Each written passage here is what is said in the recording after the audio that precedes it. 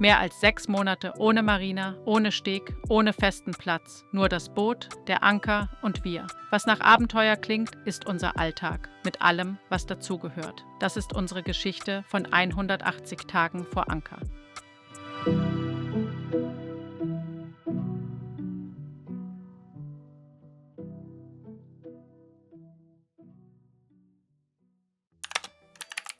Monatelang liegen wir vor Anker, weit weg von jeder Marina. Hier draußen bekommt Versorgung eine ganz andere Bedeutung. Manchmal entscheidet sie sogar darüber, wo wir hinfahren. Denn auch vor Anker müssen wir essen und trinken und manch schöne Bucht hat einfach keinen Laden. Jedes Mal Schlauchboot zu Wasser lassen, E-Motor montieren, Akku checken. Ein Ritual, das seine Zeit braucht.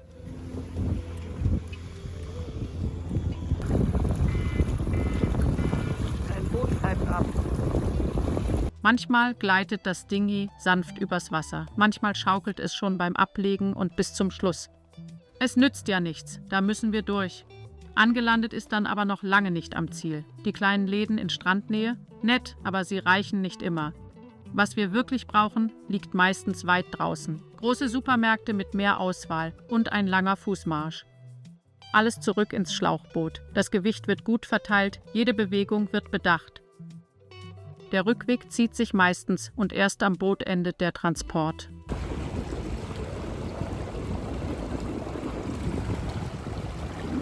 Da geht's dann weiter. Taschen hochreichen, verstauen, sortieren. Nichts darf liegen bleiben. Platz ist knapp, alles braucht seinen festen Ort. Erst wenn alles verstaut ist, kehrt Ruhe ein. Bis zum nächsten Mal. Manchmal müssen wir Diesel nachtanken, schwere Kanister, die wir separat besorgen und natürlich auch an Bord hieven müssen. Und manchmal brauchen wir leider auch Ersatzteile, sogar vor Anker. Ich brauche noch Öl für den Wassermacher. Der hat noch keinen Ölwechsel bekommen in 3 Jahren. Und das ist 15W30, das ist in Autoläden eher ungewöhnlich, aber ich bin hier gerade vorbeigekommen. Die waren total lieb, die haben mir aufgeschrieben, wo ich es bekomme, haben es mir auf Google Maps auch gezeigt und jetzt gucke ich mal, ob ich das finde. In fremden Ländern bedeutet das erstmal übersetzen oder Bilder suchen, passende Läden finden, denn im Ausland gibt es nicht immer die gleichen Sortierungen wie bei uns und dann mit Händen, Füßen und Bildern losziehen. Die Sprache ist bei dem Thema Versorgung definitiv eine eigene Herausforderung. Nicht immer verstehen wir, was auf den Packungen steht. In Griechenland können wir es nicht mal lesen. Dann helfen nur Apps, um ans Ziel zu kommen. An Land wäre das alles deutlich einfacher.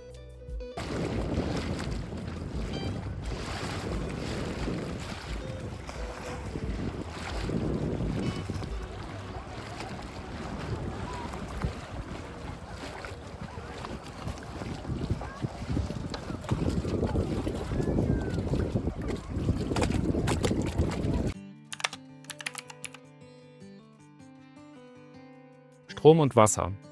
Für die meisten Segler der Grund, regelmäßig in den Hafen zu gehen. Wir bleiben draußen vor Anker, weil wir beides selbst erzeugen können. Unser Strom kommt komplett von der Sonne. Die Solarpaneele speisen unsere Lithiumbatterien und daraus läuft dann der gesamte Alltag an Bord. Laptops, Telefone, der Kühlschrank und auch der Elektromotor vom Dinghy wird darüber geladen. Der Dinghy-Motor ist dabei ein echter Energiefresser. Deshalb fahren wir ihn meistens auf niedrigerer Stufe. Dann hält der Akku länger und wir können entspannt unterwegs sein, ohne ständig an die nächste Ladung denken zu müssen. Im Sommer funktioniert das System fast wie von selbst. Meistens reicht die Sonne aus, die Batterien füllen sich Tag für Tag und wir müssen uns um Strom eigentlich keine Gedanken machen. Bei Wasser sieht es ähnlich aus. Wir haben einen großen Tank an Bord, der fasst rund 750 Liter. Damit kommen wir lange aus. Und wenn der Füllstand dann doch mal sinkt, stellen wir einfach neues Wasser her.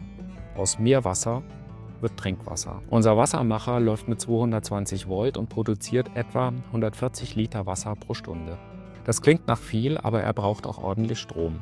Deshalb lassen ihn vor allem laufen, wenn die Sonne hoch am Himmel steht.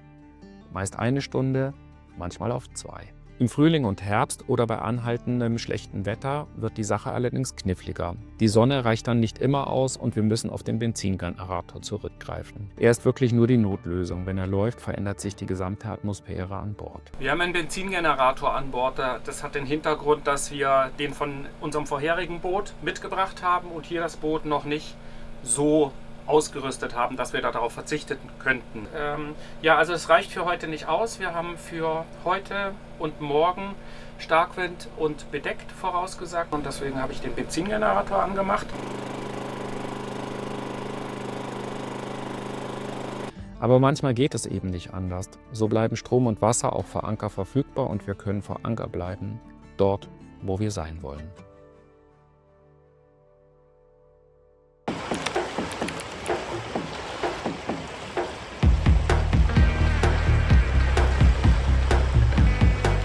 Die Entscheidung für einen Ankerplatz fällt früh. Wir überlegen uns vorher, wollen wir Ruhe oder andere Boote um uns herum? Müssen wir einkaufen oder wollen wir Zeit an Land verbringen? Und was macht das Wetter? Wie entwickeln sich Wind und Welle? Danach suchen wir den Platz aus, der am besten passt. Jeder Ankerplatz beginnt mit dieser Abwägung. Sie geht weiter, wenn wir in die Bucht einfahren und sehen, was uns wirklich erwartet. Na, was sagst du? Das ist total schön.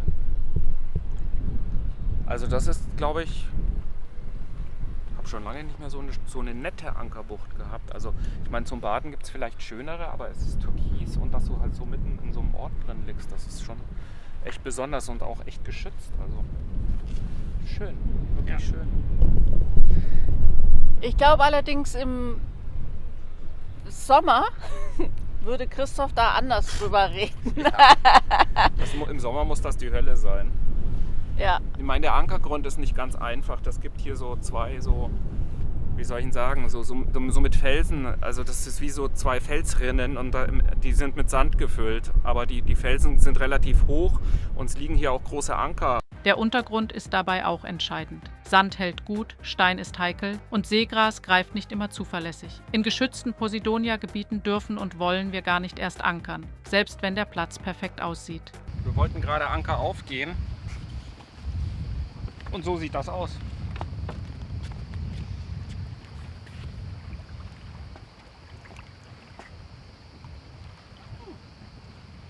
Der Trend geht zum Zweitanker.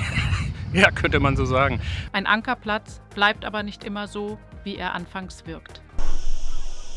Na, gefällt dir das jetzt hier? Ja, das gefällt mir, das ist fast so schön wie Bayern. Aber bloß fast. Jetzt kriegen wir bestimmt jede Menge Ärger, ne? Das ist total schön hier. Also, wir sind hier hinter einer riesigen Felsnase. Das ist eher so L-förmig, die Bucht. Aber von Nordwind, der ist genau von vorne, sind wir jetzt super geschützt für 2 bis 3 Tage. Wellen können aufkommen oder sich aufbauen und plötzlich schaukelt das Boot deutlich mehr. Auch wenn die Vorhersage ruhiges Wetter versprochen hat. Ja, ihr habt jetzt mal ein schönes Beispiel von einer nicht passenden Vorhersage von Navili. Diese Bucht hier ist vor, was ist das, der Nord-Nordostwindwelle ganz gut geschützt. Aber die Welle kommt anders als vorhergesagt im Moment. Also eigentlich sollten wir besser geschützt sein. Wir sind jetzt gerade am Überlegen, wie wir mit der Situation umgehen. Also wir haben jetzt aktuell 0,6 Meter Schwell von hinter uns kommen, sieht man. Das heißt, wenn wir davon ausgehen, dass die Richtung so bleibt und dass die Höhe stimmt, die Navili sagt, dann bekommen wir heute Nacht 1,5 Meter Welle. Ja. Das heißt, wir bereiten uns jetzt darauf vor, dass wir heute Abend eventuell hier noch abfahren müssen. Und es gibt aber auf der gesamten Südküste von Mallorca und auch auf der Ostküste von Mallorca nichts, was im Moment geschützt wäre. Wir warten das jetzt ab bis 20 Uhr etwa oder 21 Uhr. Ja. Wenn es bis dahin nicht besser wird, dann würden wir abfahren und dann würden wir die Nacht auf See verbringen und wahrscheinlich an der Küste entlang Richtung Westen fahren. Die Wellenvorhersage von Windy gibt jetzt die Wellenrichtung auch so an, wie wir sie gerade haben. Und wenn Windy stimmt, sind wir hier ab 20 Uhr von dem Felsen hinter uns geschützt. Dann können wir hier auch bleiben, weil dann bekommen wir die 1,5 Meter auch nicht ab. Wenn wir um 21 Uhr immer noch die Welle hier reinstehen haben, dann gehen wir davon aus, dass die Welle sich auch nicht mehr noch drehen wird. Entschuldigung. Und wir werden dann abfahren. Ja.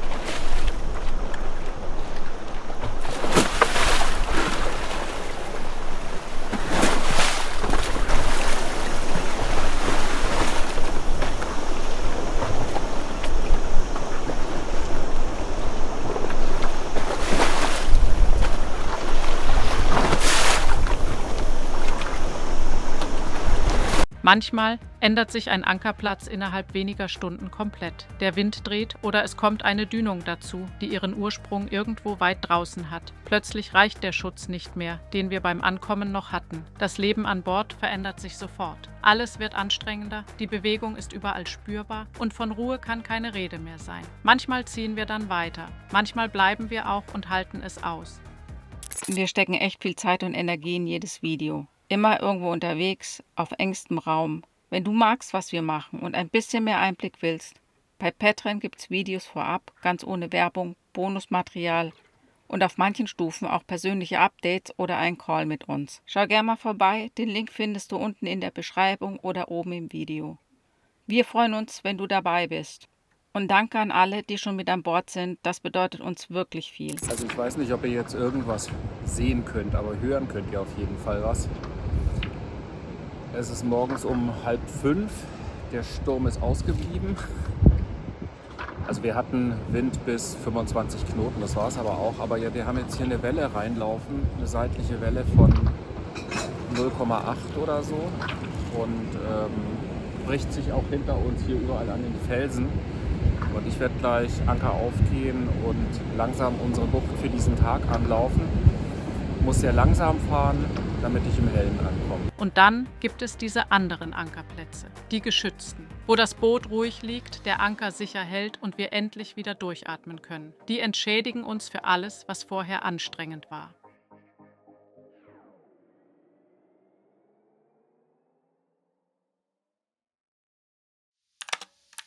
Türkisblaues Wasser, sanft schaukelndes Boot. Die Sonne glitzert auf dem Meer. So sieht der perfekte Ankertag aus. Das Wasser ist klar, die Bucht geschützt und die einzige Bewegung kommt von der leichten Brise, die durchs Cockpit streicht. An solchen Tagen verstehen wir selbst am besten, warum wir hier draußen sind. Aber wenig oder kein Wind bedeutet eben auch immer Hitze. Die Luft steht unter Deck, jede Bewegung kostet Kraft und wir verschatten das Boot so gut wir können. An solchen Tagen verlagert sich alles nach draußen, am besten direkt ins Wasser. Wenn dann endlich mal Wind kommt, bringt das Erleichterung, aber meistens auch Welle. Manchmal bleibt die Welle klein und harmlos, manchmal baut sie sich auf und rollt stundenlang durch die Bucht. Dann suchen wir Schutz an einem anderen Platz oder wir bleiben und halten es aus, wenn es keine bessere Option gibt. Mit dem Wind kommt oft auch Regen. Dann heißt es alles wegräumen, Bücher, Kissen, Elektronik. Nichts darf draußen bleiben. Die Luken müssen geschlossen werden und plötzlich steht die Luft wieder unter Deck. Der Regen kühlt zwar ab, aber die Spüle bleibt. Das Wetter bestimmt unseren Rhythmus. Jeden Tag checken wir die Wetter-Apps, vergleichen Vorhersagen und schätzen ein, was auf uns zukommt. Danach entscheiden wir, bleiben wir oder fahren wir weiter? Reicht der Schutz hier oder brauchen wir einen besseren Platz? Sturm versuchen wir grundsätzlich zu vermeiden. Wenn das nicht möglich ist, bereiten wir uns bestmöglich vor. Alles wird festgebunden, der Anker nochmal gecheckt. Und wenn wir Nachbarn haben, beobachten wir auch die, falls deren Anker nicht hält und sie auf uns zutreiben. Wir sind jetzt hier zum Schutz vor dem Gewitter. Das ist das, was hier rüber zieht. Der Wind kommt aus der anderen Richtung und das Gewitter ist da. Man sieht da auch schon die Blitze hier hinten. Und das wird über uns rübergehen. Das ist jetzt eine Gewitterzelle. Wenn die vorbei ist, ist Ruhe bis heute Abend. Und man sieht dir an, dass du nicht entspannt bist. Nee, es ist mein erstes Gewitter vor Anker, das also auch direkt über uns drüber geht. Also bisher war es immer nur nebendran und dran vorbei und hier wird es wahrscheinlich über uns rübergehen und das ist nicht ganz so. Wir haben jetzt uns bestmöglich vorbereitet. Also weiß ich nicht, wie viel, 30, 40 Meter Kette bei 4 Meter Wassertiefe? 5 Ja, Meter? 30. 30. So, wir haben ja noch 70, um die rauszugeben. Dann kommt der Wind ja aus der anderen Richtung und da ist kein Boot mehr. Wir haben jetzt nur Boote neben uns. Auf dem Motorboot, das direkt neben uns liegt, sind die Leute da, die haben auch schon Kette gegeben. Der Katamaran hinter uns, die sind auch zu zweit, die haben auch schon Kette gegeben, also die wissen auch, was sie tun. Da habe ich ein ganz gutes Gefühl. Wir haben unsere Elektrosachen in den Backofen rein. Faradäischer Käfer. Du bist auch so ein faradäischer Käfer. Faradäischer Käfer. Gewitter verlangen unsere besondere Aufmerksamkeit. Sie bewegen sich, ändern ihre Richtung. Wir beobachten sie genau und bereiten uns vor. Lose Dinge verstaut, Luken geschlossen, empfindliche Elektronik weggeräumt. Laptops, Kameras und andere Geräte wandern in den Backofen. Der einzige geschlossene Metallraum an Bord, der wenigstens etwas Schutz vor Blitzeinschlag bietet. Danach können wir nur noch beobachten und abwarten. Das passiert übrigens nicht nur tagsüber. Auch nachts ändert sich das Wetter. Plötzlich setzt Wind ein, Wellen kommen dazu und das Boot bewegt sich ganz anders als noch vor einer Stunde. Vor Anker gibt es in solchen Momenten kein einfaches Ausweichen. Wir reagieren, passen uns an und wenn es sein muss, fahren wir ab.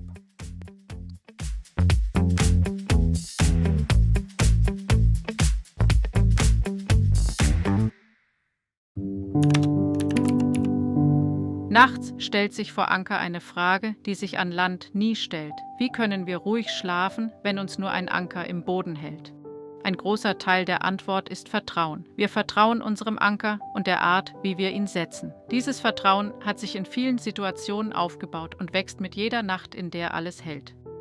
Die Nacht vor Anker hat eine ganz eigene Qualität. Die Geräuschkulisse verändert sich. An Land wird es still. Die Umwelt tritt zurück. Dafür wird das Boot präsenter. Das Wasser am Rumpf, der Wind in der Takelage, das leise Knarzen. Mondlicht liegt auf dem Wasser, die Sterne stehen klar über uns und nichts verlangt mehr unsere Aufmerksamkeit. Diese Momente sind selten so intensiv wie hier draußen. Manche Nächte verbringen wir auch unterwegs. Wenn die Bedingungen passen, legen wir ab und segeln durch die Dunkelheit. Das Boot gleitet durchs Wasser, die Segel arbeiten leise und die Welt reduziert sich aufs Wesentliche. Diese Nächte haben etwas Magisches. Im Kielwasser beginnt das Wasser zu leuchten, Biolumineszenz, die sich nicht filmen lässt, aber uns die ganze Fahrt über begleitet. Und wir kommen im Hellen am neuen Ankerplatz an, können ihn in Ruhe einschätzen und den Tag entspannt beginnen. Natürlich gibt es auch die anderen Nächte. Wenn schlechtes Wetter angesagt ist, hohe Windstärken ab 35 Knoten oder starke Welle, dann schlafen wir nicht durchgehend. Vor allem, wenn andere Boote in der Nähe liegen. Dann schauen wir regelmäßig raus, checken den Anker, beobachten die Nachbarn. An Schlaf ist dann ohnehin kaum zu denken. Aber die meisten Nächte sind ruhig. Der Anker hält, das Boot liegt stabil und irgendwann schlafen wir ein, gehalten nur von einem Stück Metall im Meeresboden.